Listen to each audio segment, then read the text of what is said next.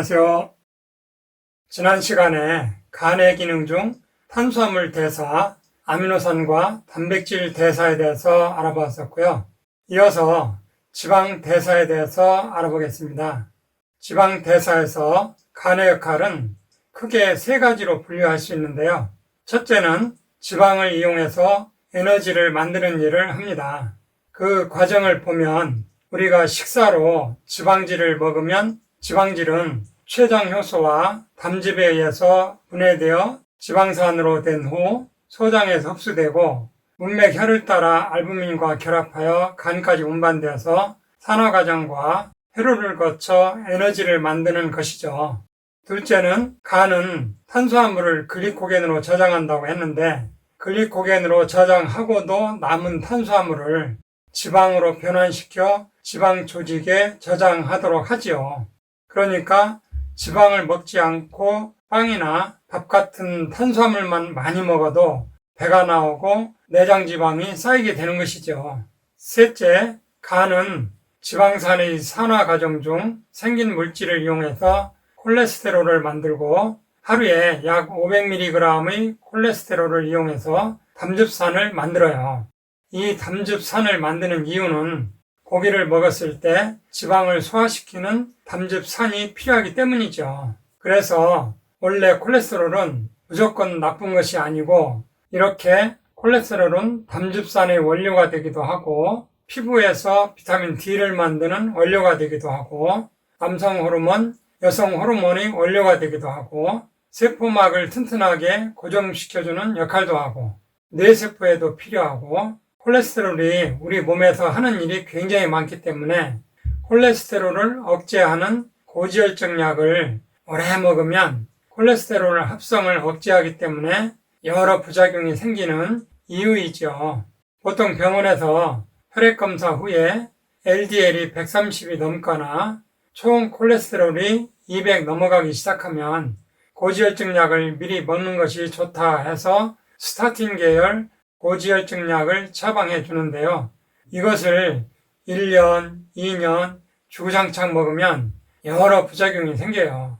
뇌졸중이나 심장에 스텐트 시술을 한 적이 없다면 고지혈증 약은 장복하면 불리한 점이 더 많아요.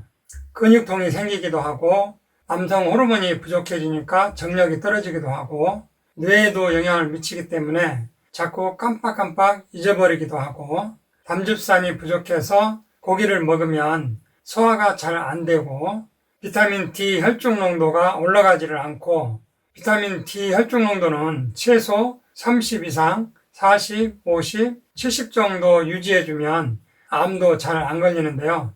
30 이하는 암 발생률이 높은 것으로 알려져 있어요.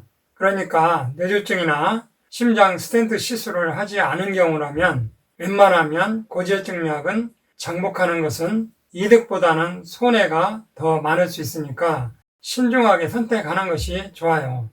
간의 기능 중 네 번째로는 담즙산과 빌리루빈 대사인데요.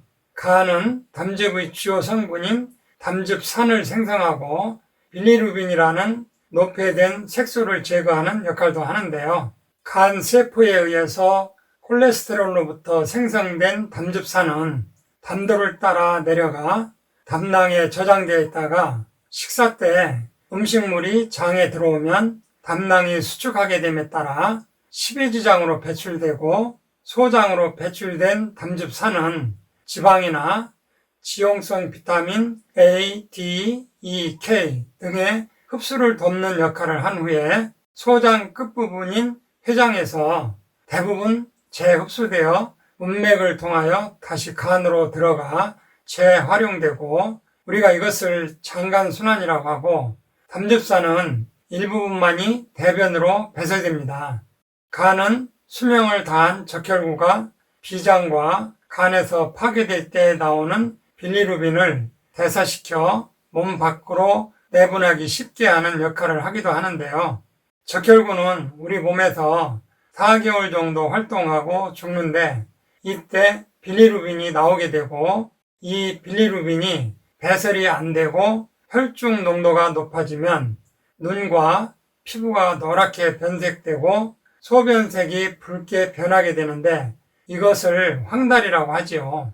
뇌의 독성을 나타내는 노폐물인 빌리루빈을 몸 밖으로 배설시키기 위해서는 간에서 포압이라는 해독 과정이 반드시 필요하죠. 즉, 알부민과 결합하여 간에 도달된 지용성인 빌리루빈은 포압이라는 과정에 의해서 수용성 물질로 변환되어 담도로 분비된 후 담즙에 섞여서 일단 담낭에 머물다가 식사를 하고 나면 담낭이 수축될 때 장으로 배출되어 결국 대변으로 배설되어야 합니다. 대변색이 누런 것은 바로 빌리루빈 색소 때문이죠. 그렇다고 대변색이 늘 누런해야 건강하다라고 못 박을 필요는 없어요. 미역이나 김이나 진한 녹색 야채를 많이 먹으면 대변 색깔은 어둡게 나올 수 있어요. 어떤 분은 대변 색에 대해서 너무 민감하게 반응하시는데 색깔은 먹는 음식에 따라 다양할 수 있고요. 중요한 것은 대변이 시원하게 잘 나오느냐가 더 중요하죠. 그러면 황달이 발생하는 이유를 크게 세 가지로 생각해 볼 수 있겠죠.